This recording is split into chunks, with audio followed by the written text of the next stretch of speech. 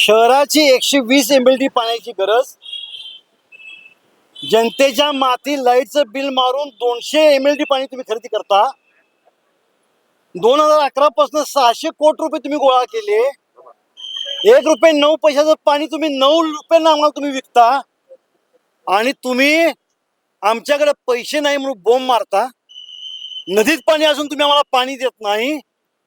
आज आम्ही माननीय महापौर आणि माननीय आयुक्त यांना आम्ही भेटलो आणि या पाणीच्या विषयामध्ये आम्ही त्यांचे डोळे उघडण्याचा प्रयत्न केला, परंतु माननीय महापौर जर सोडल्या तर प्रशासन नेहमीप्रमाणे डोळे झाकून झोपायचं सोंग घेतं.